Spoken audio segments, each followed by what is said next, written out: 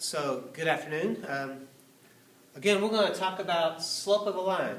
Actually, this is the first time we talk about slope of a line. I kind of hinted on it in our last video when I talked about steepness.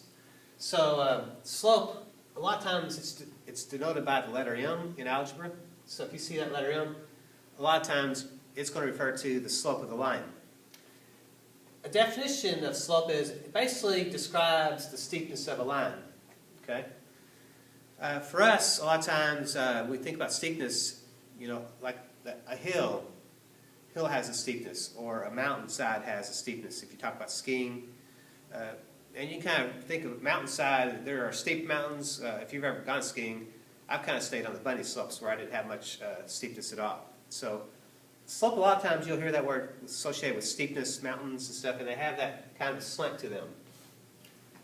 In math, since we're talking about more specifically about this coordinate plane and coordinates, it's going to describe the steepness of our line. So, slope is going to be what we call the change in y values over the change in x values.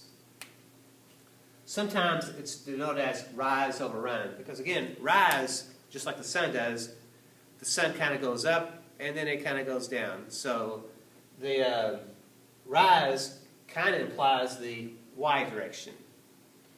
Meanwhile, running, you can run forwards and backwards, or you can run left or right. So the run kind of implies this x direction movement, more left to right concept. So if I want to determine the slope of this line, what you have to identify are 2 points that are on the line. And that change in those y values and that change in those x values is describing what we call the slope of the line. So if I start this point here, notice that what I'm doing is figuring out how much it rises, so I can kind of figure out it rises up. Looks like it went from here up to here. Looks like it rises up 2.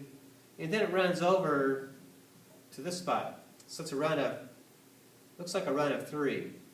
So what I can do is write that as a fraction or ratio. The ratio of these two numbers describes our slope. So it rose up 2 and it ran over 3. So our slope is 2/3. So it's the change in those y values over the change in the x values. And that's, a lot of times you can just look at it from the graph. Now, there is a mathematical formula for this. If you're given 2 points, point 1 is denoted as x1, y1, and point 2 is denoted as x2, y2. So the x coordinate of the first point, y coordinate of the first point, where this is the x coordinate of the second point, and the y coordinate of the second point.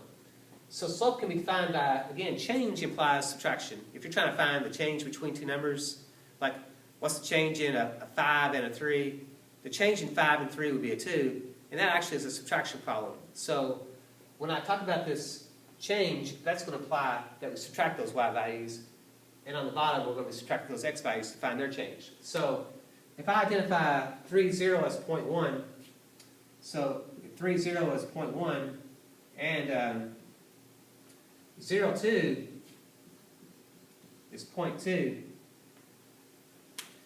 what I can pick up on is this is your x1, this is your y1, this is your x2, and this is your y2.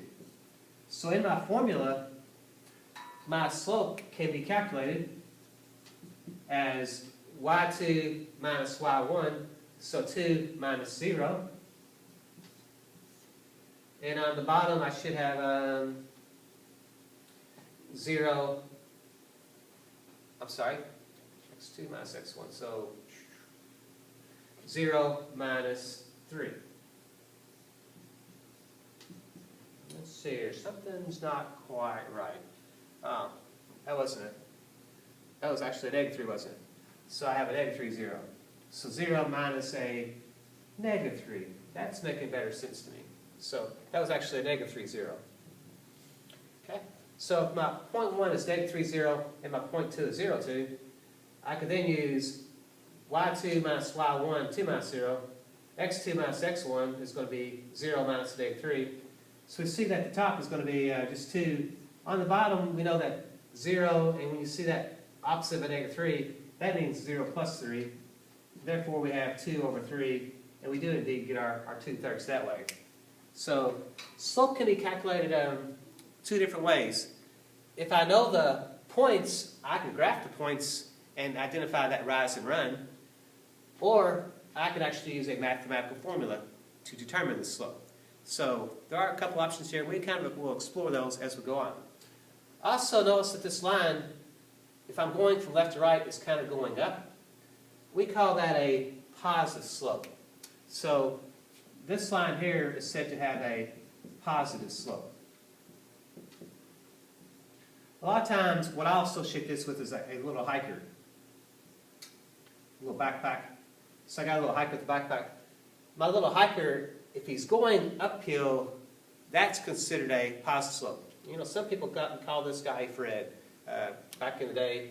So if Fred is going uphill from left to right, that is referred to as a positive slope. If you want those visuals, that may be useful to you. Okay?